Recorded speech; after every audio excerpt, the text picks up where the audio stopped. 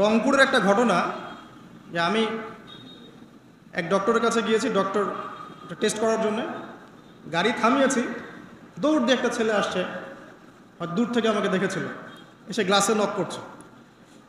Glass খুলে বললাম, কি সমস্যা বলেন।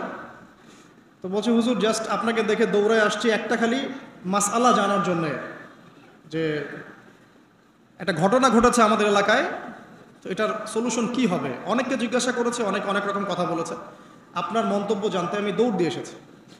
কি ঘটনা ভাই? তো বলছে যে আমাদের এলাকায় একজন ছেলে, মাদকাসক্ত ছেলে, মানে এডিক্টেড, ড্রাগ এডিক্টেড, সে তার নিজের মায়ের সাথে জেনা করে ফেলেছে। তো এটা শোনার পরে আমি আসলে কি অ্যান্সার দিব, আমি প্রায় 2 মিনিট চুপ করে বসে আছি। আজ বলবেন কি বলবেন এখন বলেন তো? এই ছেলের এখন করণীয় কি এটা জানতে আসছে, কি করবে এখন সে? 2 মিনিট চুপ করে থাকার পরে আমি খালি একটা কথাই বললাম যে আল্লাহর কাছে খালেসভাবে তওবা করতে বলেন, এর চেয়ে বেশি কিছু আমার বলার নাই। তো ঘটনাটাকে আপনাদের কাছে কত বিব্রত বোধ হচ্ছে না? অরুচিকর মনে হচ্ছে, খারাপ মনে হচ্ছে? আমি গতকাল রাতেও এই হাদিসটা আবার পড়েছিলাম। কিয়ামতের আলামতগুলোর মধ্যে এটা অন্যতম একটা, যে রাষ্ট্রীয় সম্পদকে মানুষ নিজের সম্পদ মনে করে খাওয়া শুরু করবে। মানুষ দান সদকা এবং জাকাতটাকে নিজের উপর বার্ডেন মনে করবে। এটা কি বোঝা, জাকাতের বোঝা? এখানে 10টা 12টা কথা আছে। মানুষ খামর মানে মদ, মাআজিফ মানে বাদ্যযন্ত্র, তারপরে জুয়া, তারপরে জিনা, এগুলোকে মানুষ হালাল মনে করবে, হালাল মনে করে নিবে, মদ পান করবে, নাম অন্য দিবে। আমানতদার ব্যক্তি হয়ে যাবে খেয়ানতকারী, আর প্রত্যেক খেয়ানতকার ব্যক্তিকে মানুষ মনে করবে আমানতদার।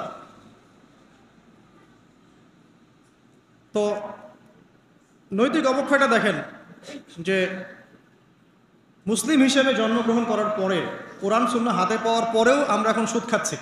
দিব্যি এটা কোনো ব্যাপার না এখন।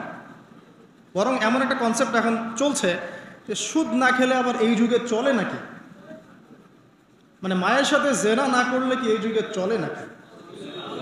কিন্তু আমরা এখন দিব্যি সুদ খাচ্ছি, মায়ের সাথে জেনাও করছি, খারাপ লাগছে না, বরং যুক্তি দিচ্ছি এগুলো না করলে কি যুগে চলে। মহিলাদের অবস্থা দেখেন, গ্রামে গঞ্জে সব সুদি এনজিও ছড়িয়ে পড়েছে, এবং তারা সদস্য, জমি জমা, ভিটে মাটি, গরু ছাগল সব খোয়াচ্ছে, তারপরেও খেতে হয়। কারণ ওই যে আতাজআলু ফিহা মা ইউফসিদু ফিহা ওয়া ইয়াসফিকুদ দিমা, আপনি কি এমন কাউকে পাঠাবেন যে পৃথিবীতে গিয়ে ফাসাদ সৃষ্টি করবে? এটা হচ্ছে ইকোনমিক ফাসাদ, অর্থনৈতিক ফাসাদ। দেখেন, মুসলিম পরিবারে জন্মগ্রহণ করেও ম্যাক্সিমাম মানুষই নামাজ পড়ে না। ম্যাক্সিমাম কতজন মানুষ 5 ওয়াক্ত নামাজ পড়ে, এটা এখন জরিপ করার ব্যাপার। দেখবেন মেজরিটি সংখ্যক কোরআনটাকে বিশুদ্ধ করে তেলাওয়াতও করতে জানে না। কথাগুলো রূপকথা মনে হচ্ছে, বাস্তব জীবনে নেমে এসে দেখেন। ওই যে বলি না আমরা, তাওহিদি জনতা মাঠে আছে, তাওহিদি জনতা মসজিদেই নাই। কি বুঝলেন? কোন মাঠে আছেন? তারপরে মুসলিম পরিবারে জন্মগ্রহণ করে দেখবেন পর্দা যে একটা ফরজিয়াত, এই কনসেপ্টই নেই। বরং এখন চেতনা এমন যে গায়ের জামা কাপড় ছিঁড়ে খুলে ফেলতে পারলে বাঁচিয়ে, মানে এখন এই যুগ চলছে। একটু আমি দেখাচ্ছি যে কিভাবে এই জায়গায় আসছে। দেখেন, একটা সময় ছিল যে মানুষ সিগারেট খেত, স্মোক করত। আমরা ওই জেনারেশনটা দেখেছি, স্মোক করতো চুপ করে, ওই চায়ের দোকানের কর্নারে, এই বাথরুমে ঢুকে, ওই মাঠের ওই কর্নারে গিয়ে, কেউ যেন দেখে না ফেলে। তারপরে কয়েক বছর পর পরিস্থিতি একটু পরিবর্তন হলো, ওপেন স্মোকিং, সবাই, ভাইয়ের সাথেও স্মোকিং, বন্ধুর সাথেও স্মোকিং, পরে বাবার সাথেও দেখা যায় ছেলে স্মোকিং। এই একটা যুগ আসলো দেখেন।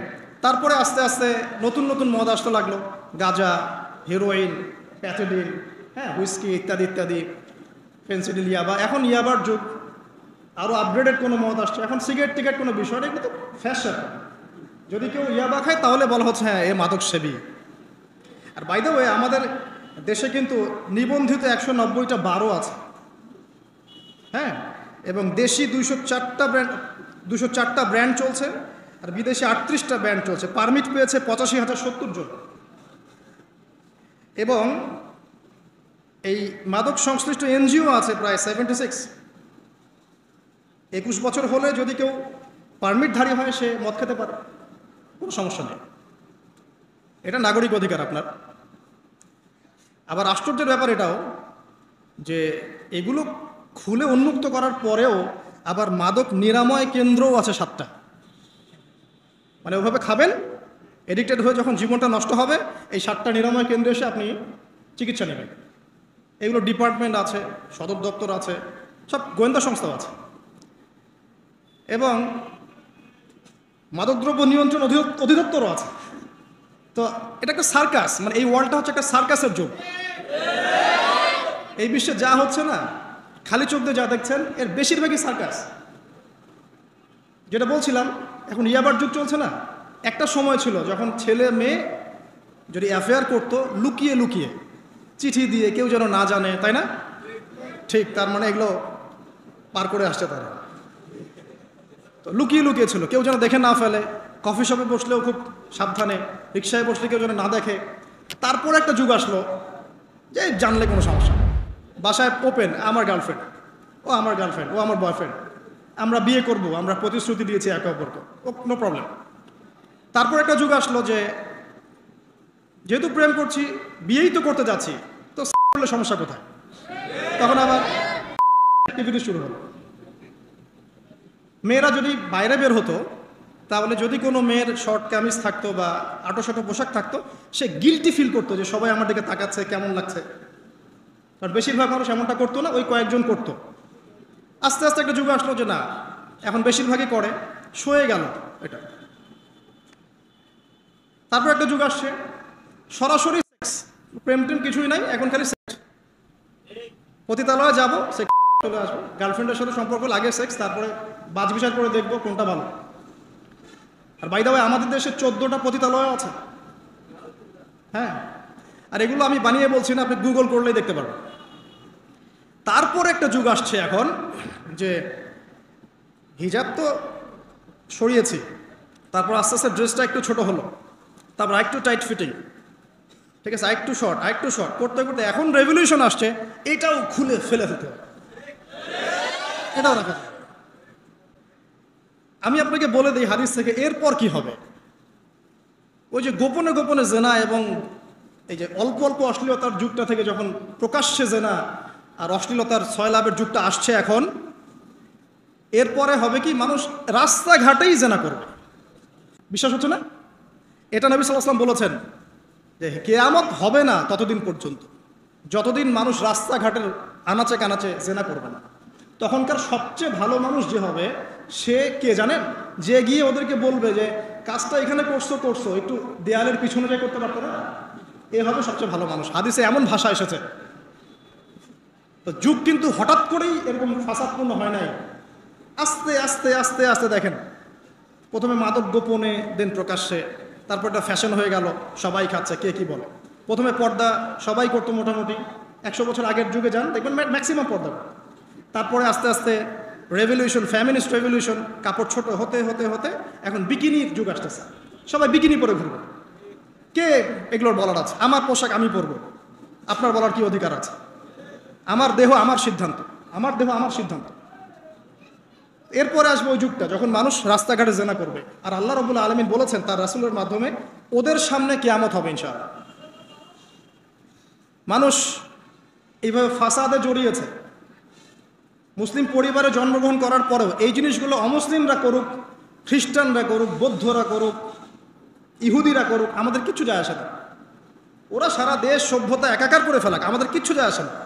তো মুসলিম পরিবারে জন্মগ্রহণ করার পরে একটা মুসলিম ছেলে, মুসলিম মেয়ে কীভাবে এগুলো করতে পারে? দেখবেন মুসলিম পরিবারে জন্ম নিয়েছে, নামাজ নাই, কোরআন তেলাওয়াত নাই, আল্লাহর তো জিকিরের কোনো খবরই নাই। তারপরে দিব্যি সুদ খাচ্ছে, ঘুষ খাচ্ছে, এটা ফ্যাশন, দুর্নীতি, এটা কমন, সবাই করে, আমি একটু করলে সমস্যা কোথায়? সবার ভিতরে একটা মানে আত্মিক দুর্নীতি, মানে আমাদের আত্মাটাই দুর্নীতিগ্রস্ত হয়ে গেছে। যখন একটা মানুষের আত্মা দুর্নীতিগ্রস্ত হয়ে যাবে তখন তার কাজগুলোও হবে এরকম।